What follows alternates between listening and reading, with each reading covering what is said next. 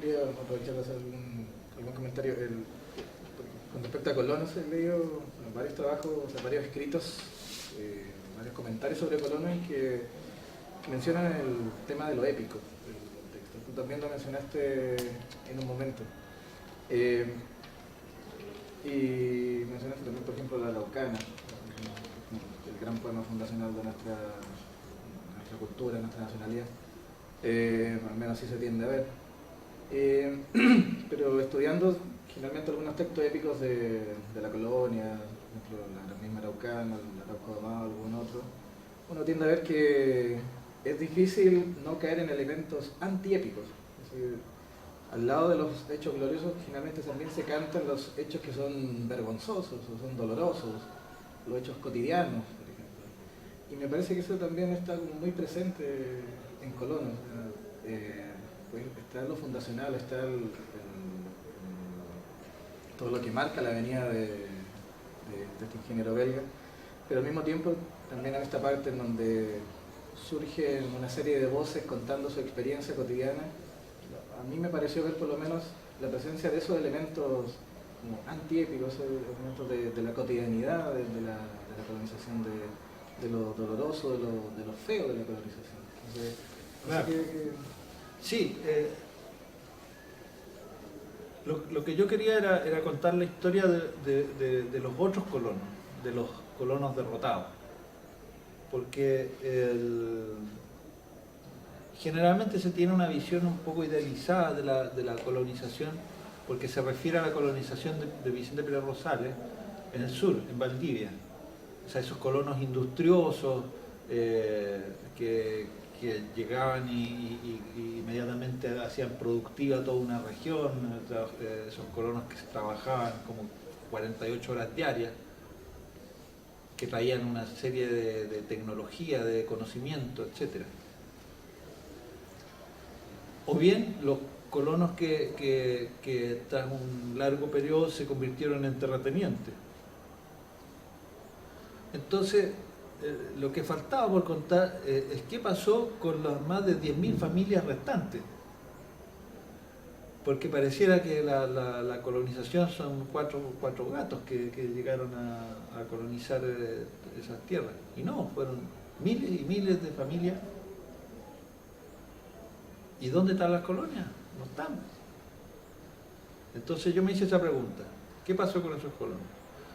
Y lo que pasó con ellos fue que era gente que venía huyendo de la pobreza de Europa y que llegó a un lugar mucho más inhóspito, una falsa tierra prometida, ante la cual ellos tampoco estaban preparados, porque no sabían hacer nada, eran gente de ciudad, porque no sabían hacer nada de campo, o sea,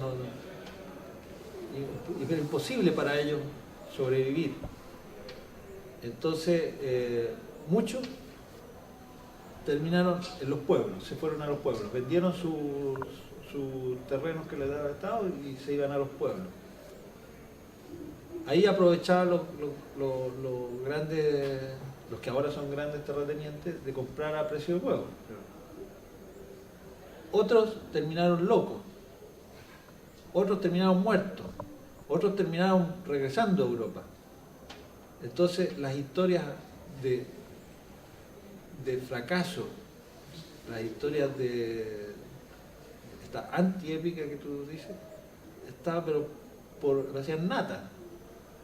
Aquí hay 50 textos más o menos, pero yo revisé como 1200 historias, una cosa así. O sea, es una... Si uno va al cementerio de Traiguén, por ejemplo, tú vas paseando más bien aquí, fulano está muerto, acuchillado, por no sé qué. Como Spoon River. Sí, claro. Entonces, me interesaba contar esa historia de esos colonos que llegaron con la idea de salvarse un poco y se hundieron todavía más. La historia de la infamia en el fondo, porque también hay una serie de aprovechamientos por ejemplo, la historia de unos médicos que además eran prestamistas de plata Un tipo por ejemplo, que se compró una lavadora, ese tipo de cosas así como insólitas que ocurrían en ese tiempo. Médicos que no eran médicos, no sé, sobre todo la crónica roja de esos días es muy fuerte porque son crímenes generalmente absurdos. No es, o sea, por robar un plato, a veces terminaban muriendo 5 personas y les quemaban la casa. Era una cosa realmente exagerada. Entonces, esa historia era la que me interesaba contar. Por eso no me servía la clave épica, porque en realidad lo que yo quería contar no era la historia de una fundación, sino de una destrucción. Y eso parece estar más presente. Claro, porque en realidad no hubo fundación, tampoco hubo gloria, no hubo esos elementos propios de la épica. Y con respecto a esa especie de destrucción, me gustaría que nos comentaras sobre uno de los textos claves del poemario, que es el texto del Mayeco, porque ese texto, por una parte, habla o deja entrever los materiales con los que trabajaste, sobre una famosa frase del discurso que pronuncia Balmaceda al inaugurarlo, pero también en relación a contar y cantar la destrucción. La escena final del poema deja entrever esa tensión de lo no dicho que recorre el poema y que es quizás uno de los elementos más potentes del libro para expresar esta idea de la destrucción, porque está allí latente, con el mismo lenguaje de los textos poéticos al cual tú hacías referencia, que no se deja mostrar cabalmente, pero que sí construye una tensión que es indesmentible. Esta escena de la comitiva del presidente que no lo acompaña. ¿Lo podemos leer para... ¿Lo leo? No. Sí, por supuesto.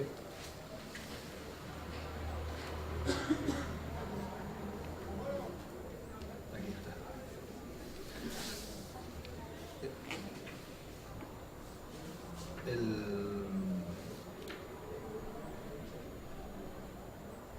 El viaducto del Mayeco. Dijo el presidente Balmaceda: la palabra imposible ya no tiene sentido. No era una idea original, desde luego. Antes y después resbaló el pez entre las manos, a menudo como aviso de la noche cerrada. Pero el viaducto era impresionante, un broche de oro entre la tierra de ocupación y la patria, suspendido en el aire a más de 100 metros, desde las vías ferroviarias hasta el lecho del río. La ocupación comenzaba otra vez, dijo el presidente, no para incendiar la montaña, ni para hacer cautivos, ni para derramar la sangre de nuestros hermanos, ni para sembrar la desolación y el terror. Con el ferrocarril llevamos a la región del sur la población y el capital. Esa es la cita de Balmaceda. La palabra imposible ya no tiene sentido, y quizás nunca lo tuvo. El presidente avanzó junto a su comitiva por los pastizales hacia la entrada del viaducto, pero pocos quisieron acompañarlo más allá, hasta el centro, donde gobierna el vértigo y los oídos ya no escuchan palabras, ni menos el rumor del agua corriente. Y que en el fondo también es una prefiguración del desastre de su propio gobierno, del propio gobierno de Balmaceda, y que tiene ecos también en el fin del gobierno de Allende, etcétera. Que en el fondo es esta idea de que a veces las personas quedan presas de su idea y nadie los acompaña en su locura. Pero sí, está presente ese asunto de lo no dicho, de lo que en el fondo es la poesía funciona así, yo creo, porque si no, como que no existe el poema.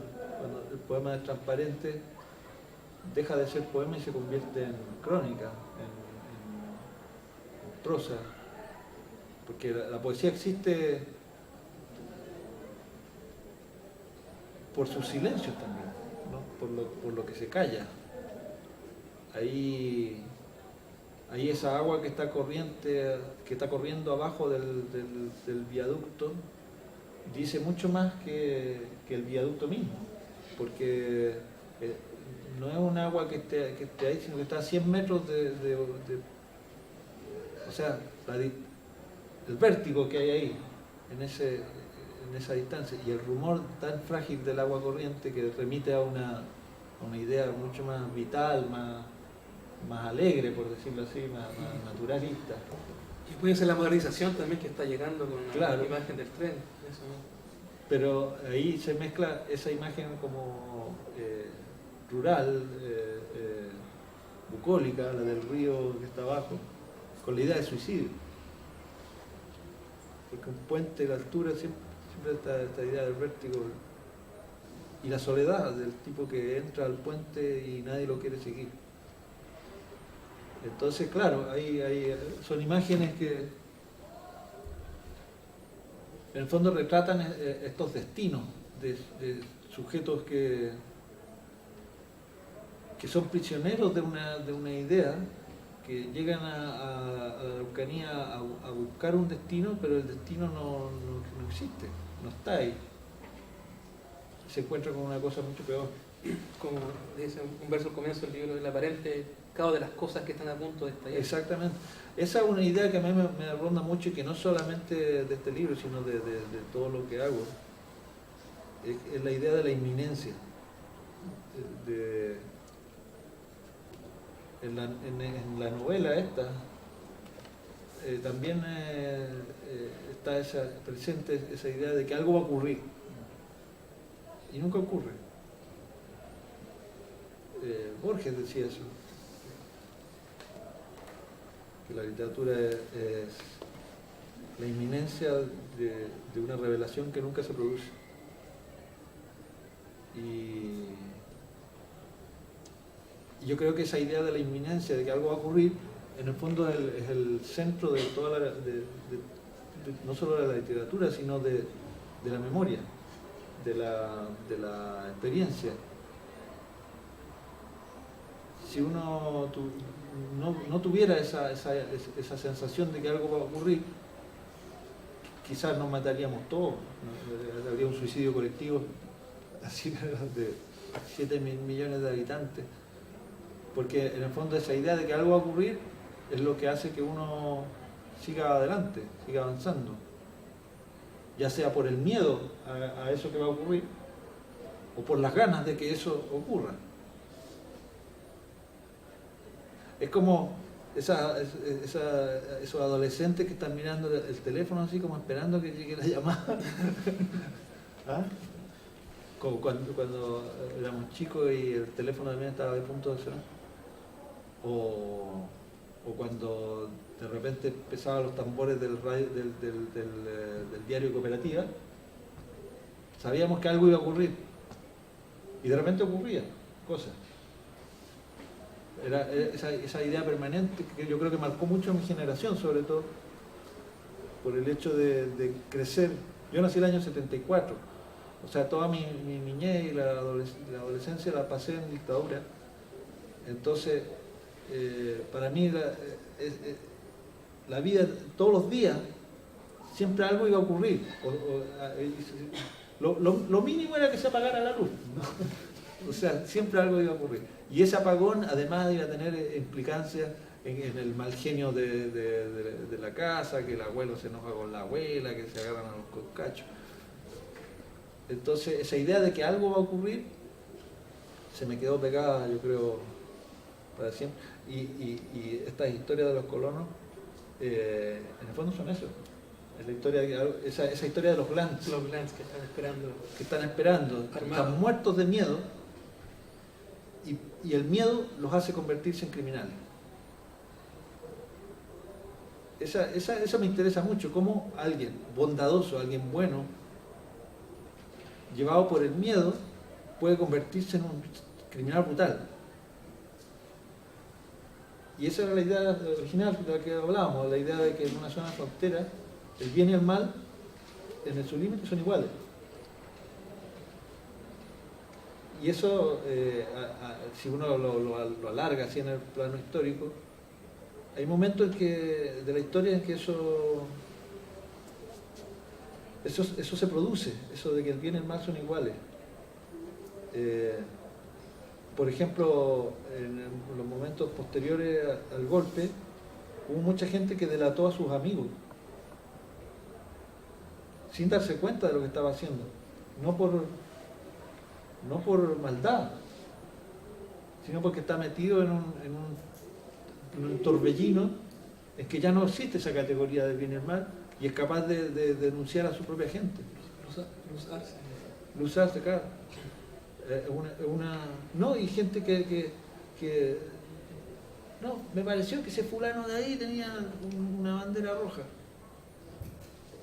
sin saber lo que estaba haciendo, sin saber que después a ese tipo a lo mejor lo iban a matar, o lo iban a torturar, o qué sé yo. Son momentos en que el ser humano pierde, como se vuelve loco, pierde las nociones del bien y el mal. Y eso a mí me interesa mucho. Creo que es tremendo, ¿sí? Es una cosa. Yo creo que todo el mundo además la ha vivido, porque basta un pequeño exceso cuando uno se emborracha, porque de repente la realidad tiende a fragilizarse mucho más. Todos los lugares en los que uno se apoya quedan frágiles. Por eso a veces uno sabe de las noticias, en la crónica roja, aparecen noticias tan espeluznantes, que cometidas por sujetos aparentemente normales. O sea, es mucho más interesante esas historias de cómo un sujeto normal de repente se convierte en un monstruo, por ejemplo, la historia de un psicópata. Porque la historia del psicópata es mucho más predecible. O sea, un serial killer, por ejemplo, a mí no tiene ningún interés. Porque un serial killer es un serial killer. Es como contar la historia de un perro ladra y muerde. Un serial killer mata y mata. En cambio, un cajero de banco que de un día para otro mata a su mamá y le corta la cabeza, eso ya es más interesante. Y llevando este interés general a los sujetos particulares con los que he trabajado, ¿qué te llevó a interesarte, por ejemplo, a traducir a Catulo, a estudiar a Berniorí, a construir la biografía de Pedro Balmaceda? ¿Nos puedes hablar un poco sobre los intereses sobre estos sujetos concretos? Yo creo que una cosa lleva a la otra nomás, porque cuando yo estudiaba geología, paralelamente estudiaba lenguas clásicas, que quería leer a los poetas latinos. Y bueno, poco a poco me fui interesando en el personaje, Catulo, qué sé yo. Y Pedro Balmaceda, se juntaron dos cosas. Yo conocía su historia por Rubén Darío, de la época en que leía mucho a los modernistas, y ahí conocí su historia. Y con Colonos se me refrescó por haber leído muchas cosas sobre el padre, sobre el presidente Balmaceda, sobre su época.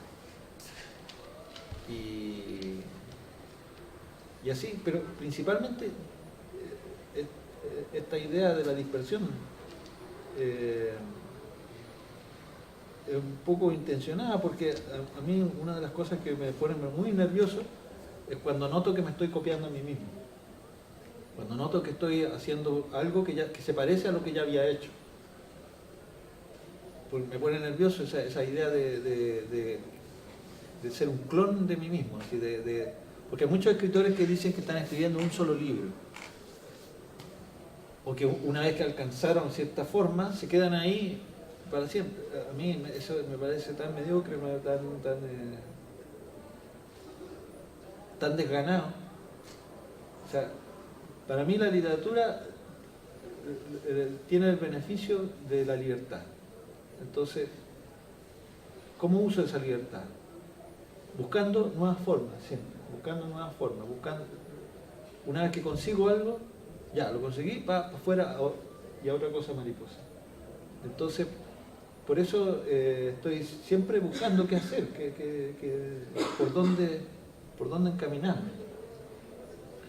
Porque en el momento en que uno empieza a copiarse a sí mismo, a poltronarse, yo creo que ya más vale pasar al retiro, ¿ah? Jubilar. Sí, Nicolás. Mencionaste hace un momento que los espacios fronterizos generalmente en ocasiones difuminan los contornos morales también y el bien y el mal se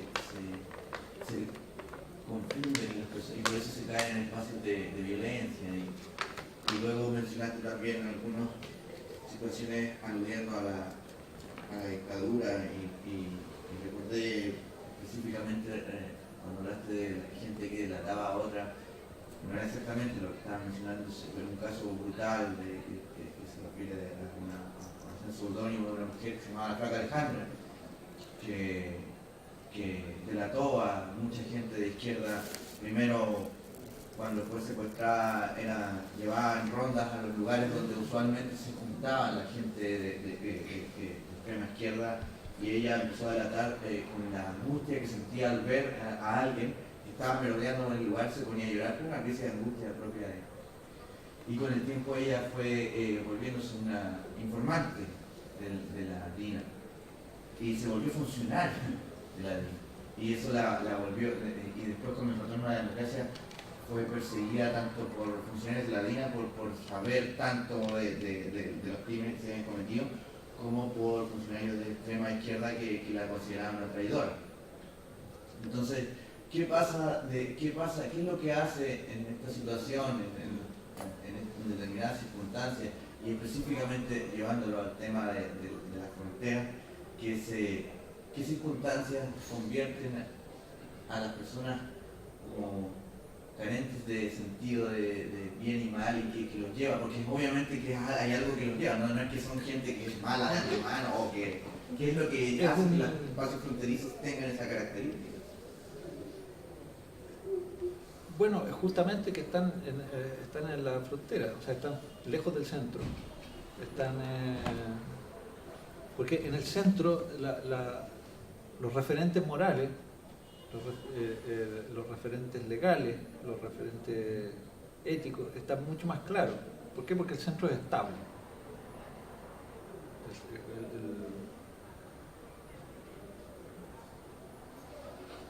En una zona de frontera que hay diversos modelos, por ejemplo en las ciudades, las zonas de frontera son las periferias. En la periferia tú puedes ver no sé, por ejemplo, a gente que pueda vomitar en la calle o acuchillar a alguien o zamparse una pasta base en plena vía pública, quebrar un foco, quemar una casa, y pasa piola. ¿Ah? O sea, está dentro de lo esperable. En cambio, si esas mismas cosas se hacen en la plaza de armas, es posible que todos los que están ahí lo atajen. Pero no, esto es la plaza de armas, aquí no se hacen esas cosas. ¿Por qué? Porque la plaza de armas está en el centro y el resto de la periferia. Entonces esta idea de que a medida que te alejas del centro, se difuminan los contornos morales, como tú decías, se reproduce en un montón de escalas. Y los casos patéticos son justamente las zonas de frontera, como por ejemplo la frontera mexicana, ¿no? Que es una zona de frontera terrible, porque ahí además está el narco, que establece una frontera psicológica. O sea, hay una doble, porque una cosa es perder las referencias morales, pero otra además es que haya plata y droga. Ahí tiene dos puntos más de evasión, de nulidad de la ley por un lado y de la moral por el otro. Entonces, claro, yo no sé cómo cómo se producen, pero sí tú puedes observar que se producen esos fenómenos. Eso de la pérdida total de la sensatez, del sentido común. Es algo, yo creo que los sujetos cuando están llevados a su propio extremo, a su propia frontera, también les sucede eso. Y es lo que pasó en el caso de los poroteros, ¿no? de la franja lejana, no solo la franja lejana, hubo un montón. El Fanta, por ejemplo. El mismo caso, el caso más tremendo, yo creo, es el del Guatón Romo. Porque el Guatón Romo era un dirigente de izquierda, partidario de la UP, pero que durante toda la Unidad Popular se dedicó a observar a la gente y cuando vino el golpe lo tomaron preso y estuvo en la escuela militar. Y ahí alguien lo reconoció y se convirtió en agente de la DINA. O sea, ¿cómo se da vuelta esa vida? Cuando él lo único que estaba buscando era en realidad otra cosa, que era reconocimiento. No estaba buscando llevar a cabo una idea política, sino que quería reconocimiento. Y los militares le dieron reconocimiento. ¿Cómo? Reconociendo su carácter sanguinario. O sea, que era capaz de torturar sin remordimiento, de reconocer, de delatar. Entonces, ahí tú tienes un caso, ¿cómo diablos puede un hombre llegar a ese extremo? Es un misterio. Si lo hubiera resuelto ya viviríamos en jauja, pero no habría ningún exceso de ningún tipo. Pero al menos en lo que a uno le toca en la literatura, son justamente esos puntos llenos de grietas lo que más interés pueden tener, porque es justamente ahí donde se produce un movimiento. Hay un movimiento porque el ser humano está expuesto a su no me acuerdo quién era, Kurt Vonnegut parece que era que recomendaba poner a los personajes siempre en una situación límite, porque en la situación límite es donde se ve de qué madera están hechos. Cuando no están en la situación límite, o sea, cuando están en su centro, un asesino es prácticamente igual a un santo.